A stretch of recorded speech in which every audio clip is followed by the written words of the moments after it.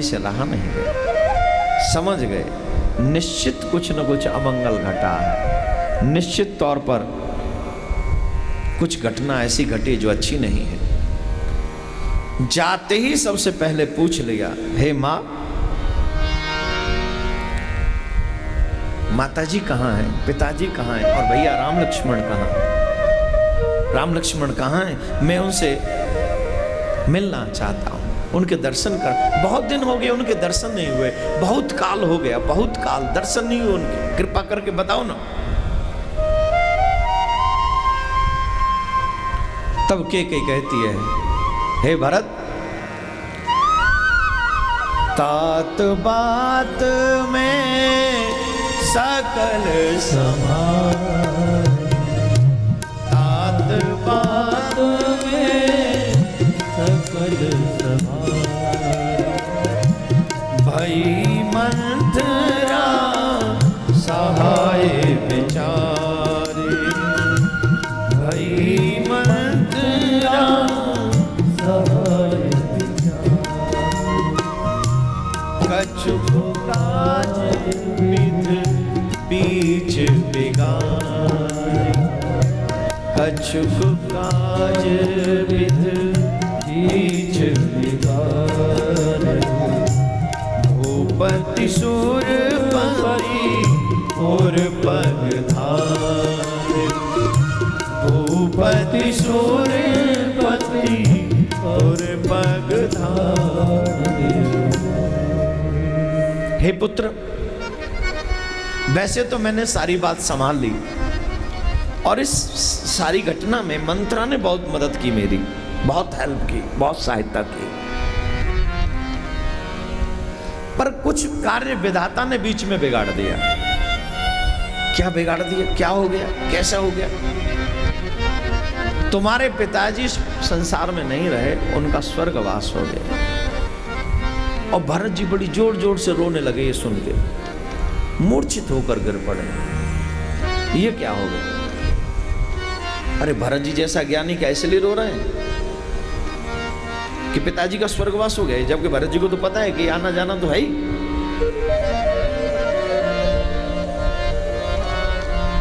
ये इसलिए नहीं रो रहे हैं कि पिताजी चले गए।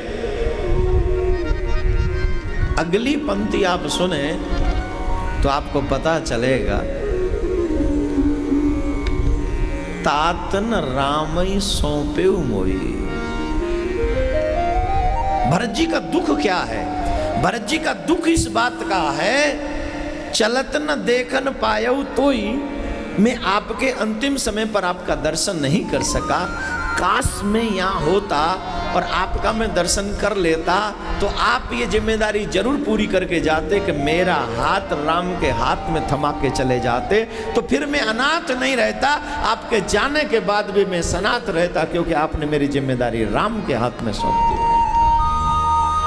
आप गए तो गए पर मुझे अनाथ कर गए, क्योंकि मेरी जिम्मेदारी आप राम जी को सौंप के नहीं गए। ये है भरत प्रेम, यह है भ्रातृ प्रेम।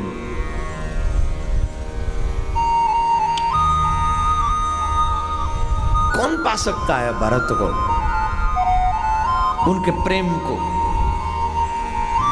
उनके त्याग को? प्रेम का मतलब सब कुछ पा लेना ही नहीं है।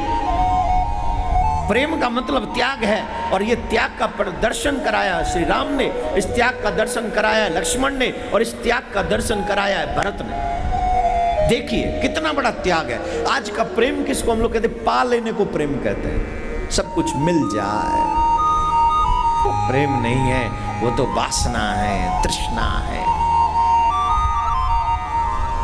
आप जिसे प्रेम करते हो उसे प्रसन्न देखना चाहते हो, उसे खुश देखना चाहते हो, उसकी खुशी में। अब माँ का प्रेम देखो ना, कितना सुंदर है। बेटे के चेहरे पे स्माइल आती है, वो सारे गम भूल जाती है। बेटा रो पड़ता है तो महलों में रहने वाली माँ भी दुखी हो जाती है। ये है प्रेम, निश्चल निष्कपट प्रेम। भरत जी इसलिए नहीं रोए कि पिताजी का स्वर्गवास हो गया, भरत जी इसलिए रो रहे हैं कि आप मुझे अनाथ करके चले गए, मुझे राम के हाथ में क्यों। और एक बात बता दे भैया,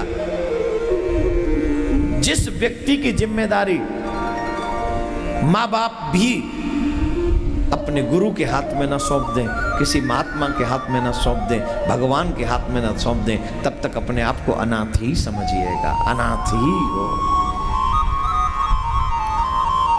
क्योंकि माँ बाप संसारिक जिम्मेदारी तो निभा सकते हैं, आध्यात्मिक नहीं। आध्यात्मिक जिम्मेदारी तो गुरु ही निभाएगा, कोई संत ही निभाएगा, कोई महापुरुष ही निभाएगा। और मुझे पता है आज इस संसार में ऐसे अनाथ बहुत हैं जिनकी जिम्मेदारी कोई सत्पुरुष नहीं निभा रहा है। आज भरत जी इशारा कर रहे हैं इस साइड, इस तरफ। जीवन में अगर सनात रहना है तो अपनी जिंदगी की जीवन की डोर या तो गुरु के हाथ में सौंप दो या किसी सत्पुरुष के हाथ में सौंप दो, जो डोर लेकर तुम्हें भगवान की तरफ लेकर चला जाए, तभी तुम सनात हो, अदरवाइज तुम सनात नहीं।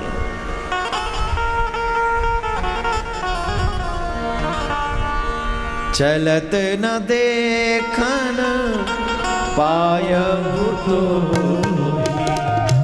तात न राम पायहु तो तात न राम सौंपे मोहि, तात न राम सौंपे। पिताजी को तो कुछ हुआ ही नहीं था, पर पिताजी को स्वर्गवास कैसे हो गया?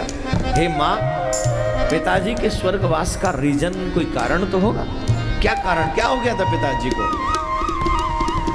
तब कैकेयी ने अपनी सूरी से ले, जो शुरू से वृतांत था वो कह दिया कि तुम्हारे पिताजी के पास से 2 वरदान मैंने मांगे। प्रथम में तुम्हें राज्याभिषेक, दूसरे में राम को वनवास। राम जब वन को गए तुम्हारे पिताजी प्राण न रख सके और उनका प्राणों का प्राणांत हो गया। अब सुनिए यहाँ, भरतई बिसर्यु पितु मरण, सुनत राम वन गो। भरतई बिसर्यु पितु मरण। बात बताइए, किसी की मृत्यु बड़ा विषय है या किसी का घर छोड़ के चले जाना बड़ा विषय है? बताइए कौन सा विषय? भाई फलाना व्यक्ति तुम्हारा घर छोड़ के चला गया, ये बड़ी बात है कि एक फलाना व्यक्ति घर में मृत्यु को प्राप्त हो गया, ये बड़ा विषय है? जवाब दीजिए। मृत्यु ही बड़ा विषय है ना। अरे रूठ के चला गया मना लाएंगे, लेकिन जो दुनिया से ही चला गया उसे कैसे मना के लाएंगे? लेकिन भरत जी के साथ उल्टा हुआ। भरत जी के लिए पिताजी की मृत्यु छोटा विषय है और राम जी का वनगमन बड़ा विषय है। और प्रमाण दे रही है मानस की ये पंक्ति, भरतई विसर्यु, मतलब भरत जी भूल गए क्या? पितु मरण। कब? सुनत राम वन गो। जैसे ही सुना कि पिताजी का स्वर्गवास हो गया तो ये बात तो सहन कर ली, लेकिन जब सुना कि भैया राम वन को चले गए तो ये बात भूल गए कि वो पिताजी का स्वर्गवास हो गया। अब याद ये है कि प्रभु वन में है या नहीं है।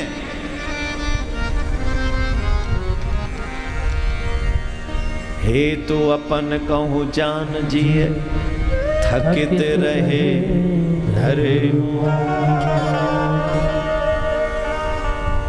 राम वन को चले गए, ये दुख पिता की मृत्यु से बड़ा दुख लगा भैया भरत को। और मौन इसलिए है क्योंकि अगर मैं जिंदा ना होता, मेरा जन्म ना होता, तो मेरे प्रभु को वन न जाना पड़ता। मेरा जन्म हुआ इसलिए इस अयोध्या में, रघुकुल में ये सब चीजें, ये प्रसंग प्रस्तुत हुआ कि मेरे राम को वन जाना पड़ा। उसी वजह से पिताजी का स्वर्गवास हो गया।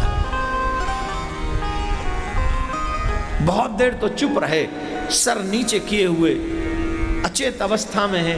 क्या कहूं क्या कहूं? और पहला शब्द जब बोले, धीरज धर पुन ले सासा, पापिन सवई भांति कुल नासा। अब मां नहीं कहा, अब मां नहीं कहा भरत जी ने। पहला ही शब्द है भरत जी का, अरे पापनी तूने हमारे कुल का नाश कर दिया, तूने सब समाप्त कर दिया। जो राम पशु पक्षियों को प्रिय हैं, जो राम मेरे पिताजी के प्राण हैं, जो राम अवधवासियों की जान है, जिन राम का दर्शन करने के बाद शत्रु भी जिनकी प्रशंसा करते हैं, वो राम तेरे को शत्रु नजर आते हैं। उन राम को तुमने वन भेज दिया। तुम मानव हो कि नहीं? तुम्हारी आत्मा जिंदा है कि नहीं? वो राम में शत्रु तुमको नजर आता है, जिस राम में साधुता कूट कूट के भरी हुई है। वो राम जो कौशल्या मां को बाद में प्रणाम करते, तुम्हें पहले आके प्रणाम करते हैं। उन राम को तुमने वन भेज दिया। किस किस जुबान से? सच बताओ, तुम्हें बिल्कुल भी कष्ट नहीं हुआ? सच में नहीं हुआ? जब तुमने राम को वनवास मांगा, तुम्हारा हृदय कहां चला गया था? क्या तुम्हारा हृदय पत्थर हो गया? तुम्हारी जीभ कटी क्यों नहीं? उसमें कीड़े क्यों नहीं पड़ गए? अरे तुम कैसे अपने बेटे से राज्य करवाना चाहती हो? एक वृक्ष को जिंदा रखने के लिए तुमने जड़ ही काट दी। जड़ ही काट दी तुमने। शत्रुघ्न से मुखातिब होते हैं, शत्रुघ्न मेरा एक काम कर देना, ये सब अनर्थ का जड़ मैं हूं। ये जितना भी अनर्थ यहां हुआ है, इन सब की जड़ मैं हूं। अगर मैं ना होता तो ये सब अनर्थ ना होता। ये कुमाता है जिसने जीवन भर का कलंक मेरे माथे मढ़ दिया, जीवन भर का कलंक। रघुकुल पर वज्र गिरा छोड़े हैं प्राण पिताजी ने, क्या यही देखने को धारा नरजीवन मुझ अभागी ने? शत्रुघ्न मेरा एक काम कर देना प्यारे, शत्रुघ्न सरयू के किनारे तुम मुझको भी पहुंचा देना। हो पिता का दाह कर मेरी भी चिता जला देना, मैं जिंदा नहीं रहना चाहती। जब राम नहीं तो भरत नहीं, राम मेरी वजह से बन चले जाएं तो ये जीवन व्यर्थ है। मैं जिंदा नहीं रहना चाहता। और कैकेयी से कहते हैं, आज के बाद मेरी नजरों के सामने मत आ जाना। समझ ले कि तेरा बेटा मर गया, और मैंने समझ लिया कि मेरी माँ है ही नहीं, मैं अनाथ हूं, कोई नहीं है मेरा। मर गई मेरे लिए तू आज से। वो दिन है, फिर भरत ने जीवन भर भरत ने कैकेयी को मां नहीं कहा। तू मेरी मां नहीं हो सकती। मंत्र आई और ये उपक्रम शत्रुघ्न जी ने उनको जो भी कौशल्या जी के भवन में दोनों भैया जा रहे हैं, और कौशल्या जी के भवन में जब भरत पहुंचे और कौशल्या माँ की जो दशा देखी, वो बड़ी विचित्र दशा थी। एकटा दरवाजे की तरफ देखे जा रही हैं और मुख से सिर्फ एक ही शब्द, राम राम राम राम, और कुछ नहीं। और जैसे ही भरत जी को महल में प्रवेश करते हुए देखा, कौशल्या माँ को लगा मेरा राम आ गया। और जैसे ही माँ दौड़ी कहते हुए मेरा राम आ गया, राम आ गए, राम आ गए, अब अयोध्या में सब ठीक हो जाएगा, मेरा राम आ गया, अब सब ठीक हो जाएगा, इतना कहकर दौड़ी। और भरत दौड़े माँ के चरणों में गिरकर प्रणाम करते हैं। माँ मूर्छित होकर गिर पड़ती है। और जब भरत चरण पकड़ लेते हैं तो भरत यहां पर अपनी बात रखते हैं कौशल्या माँ के आगे। माँ बताओ न मेरे प्रभु श्री राम कहाँ है? प्रभु श्री राम से मिलने का बहुत मन कर रहा है। माँ जानकी के चरण स्पर्श करने हैं, लक्ष्मण को हृदय से लगाना है, पिताजी का आशीर्वाद लेना है। कहाँ है बताओ ना। मां मुझे एक बात पूछनी है कि कई संसार में जन्म लेके क्यों आई? उस केके की जरूरत कहां थी संसार को? कोई तो जरूरत नहीं थी। और केकई अगर आ भी गई, रघुकुल की बहू बन भी गई, तो बांझ क्यों नहीं रही वो? उसे बांझ रहना चाहिए था। मुझे क्यों जन्म दिया? कुल का कलंक बना दिया उसने मुझे। मुझे सच सच बता, तू मेरी मां क्यों नहीं हो सकती? तू क्यों नहीं हो सकती मेरी मां? वही क्यों है? वो मां नहीं, वो नागिन है। नागिन ही तो अपने बच्चों को जन्म दे के खा जाती है। उसने मुझे जीते जी मार दिया। मां, मुझे राम की मां चाहिए, मुझे मेरी मां नहीं चाहिए। मुझे मेरी मां चाहिए, आप चाहिए। आप क्यों नहीं हो सकती मेरी मां? क्यों?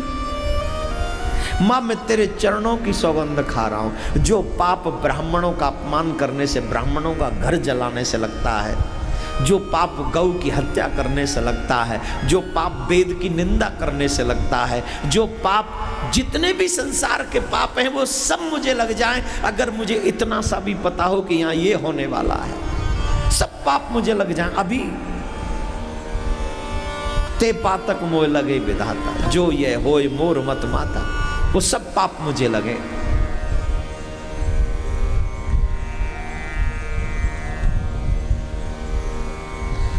कौशल्या मां कहती है, अब तू बताएगा मुझे कि भरत कैसा है? क्या मैं मेरे भरत को नहीं जानती? क्या मुझे नहीं पता कि मेरा भरत कैसा है? ना बेटा ना, मुझे पता है, मैंने तेरा पालन किया, तेरे बचपन से जानती हूं मैं। अरे ये करना तो बहुत दूर की बात, तू सोच नहीं सकता। ये तेरा अपनी माँ को कसूर मत दे, अपनी माँ को दोष मत दे। केकई का कोई दोष नहीं है, ये तो प्रारब्ध है, ये तो होना ही था अयोध्या में।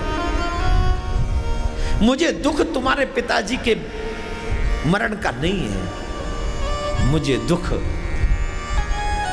राम के वन गवन का भी नहीं है। मुझे दुख इस बात का है कि तुम्हारे पिता का स्वर्गवास हो गया, तुम्हारा भैया वन को चला गया। इसके बावजूद भी ये पत्थर हृदय, प्राण इस शरीर में टिके हुए, इस बात का दुख है।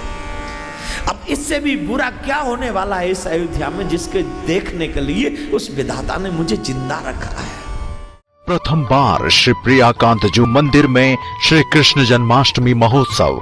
आओ चले श्री प्रियाकांत जू मंदिर वृंदावन, जहां अवतरित होंगे हमारे आराध्य भगवान श्री कृष्ण।